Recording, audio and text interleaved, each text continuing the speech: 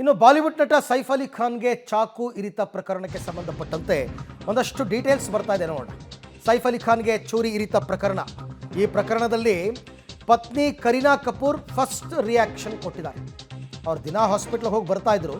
ದಾಳಿಕೋರ ಹಲವು ಬಾರಿ ದಾಳಿ ನಡೆಸಿದ್ದಾನೆ. ಮನೆಯಲ್ಲಿದ್ದ ಮಕ್ಕಳನ್ನು ರಕ್ಷಿಸಲು ಸೈಫ್ ಅಲಿ ಖಾನ್ ಮುಂದಾಗಿದ್ದಾರೆ. ದಾಳಿಯ ನಂತರ ಮಕ್ಕಳನ್ನ 12ನೇ ಫ್ಲೋರ್ಗೆ ಸೈಫ್ ಅಲಿ ಖಾನ್ ಕಳಿಸಿದ್ದಾರೆ. ದಾಳಿಕೋರ ಯಾವುದೇ ವಸ್ತುಗಳನ್ನು ಕಳ್ಳತನ ಮಾಡಿಲ್ಲ ಅಂತ ಹೇಳ್ತಾರೆ. ಗಂಡನ ಮೇಲಿನ ದಾಳಿಯ ಬಗ್ಗೆ ಕರೀನಾ ಕಪೂರ್ ಕೊಟ್ಟಿರ್ತಕ್ಕಂಥ ಸ್ಪಷ್ಟನೆ. ಹಾಗಾದರೆ ಆತನ ಉದ್ದೇಶ ಕೊಲೆ ಮಾಡೋದೇ ಆಗಿತ್ತು ಅಂತ. ಇಲ್ಲ ಅಂದಿದ್ರೆ ಒಂದಷ್ಟು ದಾಳಿ ಮಾಡಿ ಮನೆಯಲ್ಲಿದ್ದ ಬದ್ದ ವಸ್ತುಗಳನ್ನ ದೋಚ್ಕೊಂಡು ಹೋಗ್ಬೋದಾಗಿತ್ತು. ಬಟ್ ಅವ್ರು ಏನೂ ಕದ್ದಿಲ್ಲ.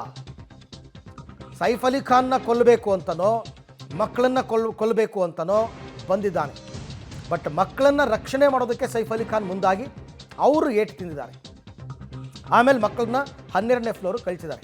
ಅವರ ಮಗನೇ ನೋಡಿ, ಅಷ್ಟು ಐಷಾರಾಮಿ ಕಾರ್ಗಳಿದ್ರು, 6,000 ಕೋಟಿ ಒಡೆಯನಾದರೂ ಕೊನೆಗೆ ಆಟೋದಲ್ಲಿ ಅವ್ರನ್ನ ಕರ್ಕೊಂಡು ಹಾಸ್ಪಿಟ್ಲಿಗೆ ಹೋಗ್ಬೇಕಾಗಿ ಬಂತು ಮಗ.